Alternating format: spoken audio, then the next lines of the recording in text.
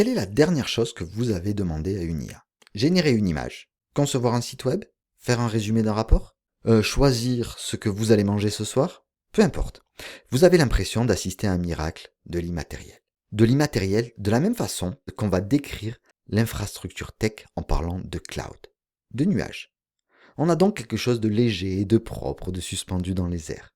Et pendant des années, on nous a vendu la révolution numérique comme une opportunité historique de dématérialiser nos vies pour sauver la planète. Moins de papier, moins de déplacements, moins d'usines. Mais aujourd'hui, ce mirage est en train de s'évaporer. Le 4 juin dernier, l'Université des Nations Unies a publié un rapport. Pour la première fois, l'ONU ne parle pas seulement de crise de l'électricité engloutie par l'IA, mais d'une crise qui va être beaucoup plus immédiate et invisible. La crise de l'eau et des ressources. Chaque prompt que vous tapez a un coût physique en litres d'eau et en métaux rares. L'intelligence artificielle est en train de se heurter à un mur écologique. Pour comprendre pourquoi l'IA consomme autant d'eau, il faut se plonger au cœur des centres de données, les data centers. Des modèles de pointe comme ChatGPT, Gemini, s'exécutent sur des milliers de cartes graphiques ultra puissantes qui fonctionnent à fond les ballons 24 heures sur 24.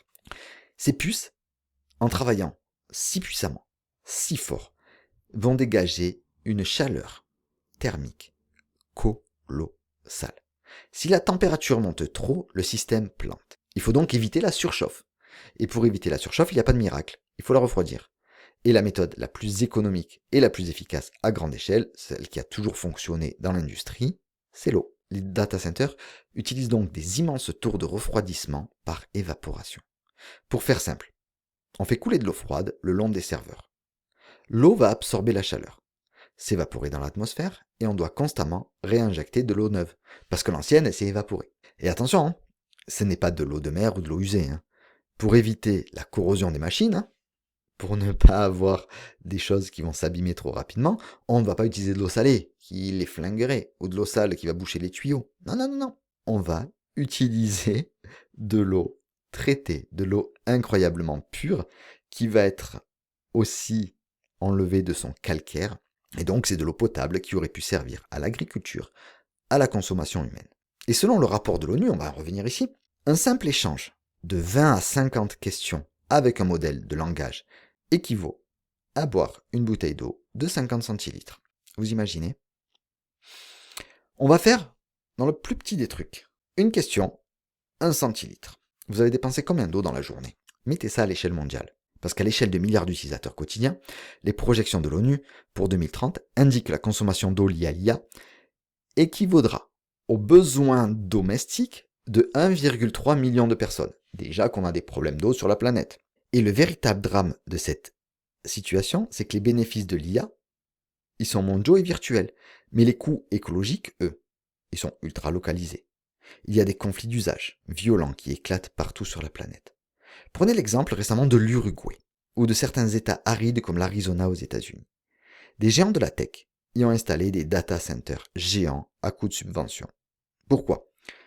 Ils ont eu des zones franches, moins d'impôts, des endroits qui sont peu peuplés, ça ramenait peut-être un petit peu d'emplois. Aujourd'hui, en période de sécheresse, les populations locales subissent des restrictions d'eau potable, notamment en Uruguay. Tandis que de l'eau ultra pure, qui aurait pu servir ne serait-ce qu'à faire boire un enfant, continue de couler de l'autre côté du grillage du data center pour que des utilisateurs à l'autre bout du monde puissent générer des images de chats en armure médiévale ou de Donald Trump en tutu. Ça crée une asymétrie nouvelle et une forme d'injustice qui est encore plus grande au niveau environnemental.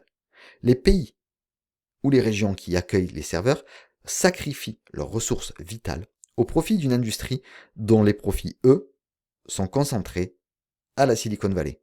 Et là, vous allez me dire, oui, mais Mathieu, Coca fait pareil avec l'eau potable au Mexique, ils ont déjà fait pareil pour les serveurs cloud, etc. C'est pas faux, mais c'était peut-être pas à une telle échelle. Parce que l'eau, c'est que la moitié. L'autre volet du rapport de l'ONU concerne la matière. La course principale impose de renouveler l'infrastructure à une vitesse jamais vue dans l'histoire industrielle. Les cartes graphiques ont une durée de vie de seulement 3 à 5 ans avant d'être rendues obsolètes par la génération suivante. Pour construire ces puces, vous le savez, il faut extraire des quantités de métaux rares. Du néodyme, du dysprosium, du gallium, du germanium. Et l'extraction de ces minerais est l'une des industries les plus polluantes et destructrices pour les sols des nappes phréatiques mondiales. Là aussi, vous allez me dire, il y a encore les smartphones, les voitures électriques. Et parce que deviennent les anciennes puces? Elles s'entassent. Et l'ONU alerte sur une explosion imminente de déchets électroniques critiques. Des millions de tonnes de composants hautement toxiques, qui faute de recyclage adapté pour des puces de nouvelle génération, vont finir par contaminer les écosystèmes de pays en développement, où ces déchets sont massivement exportés. Parce que c'est pas chez nous, c'est pas en Europe ou aux États-Unis qu'on va les jeter, ces trucs-là. C'est dans les pays les moins développés, évidemment. Et on va peut-être un peu les payer pour qu'ils ferment les yeux là-dessus. Donc, face à ce mur physique, l'industrie de la tech ne pourra pas continuer sa croissance exponentielle en mode business as usual. Le rapport de l'ONU n'est pas un appel à détruire les machines, à arrêter l'IA, mais un électrochoc pour forcer le changement de paradigme. On est déjà dans une situation de changement climatique intense. Est-ce qu'on veut encore plus l'accentuer? Mais quelles sont nos options? Première technique, recherche de sobriété algorithmique. Pendant 4 ans, la mode a été de créer des modèles de plus en plus gigantesques. Jusqu'à notre fameux Claude Fable 5.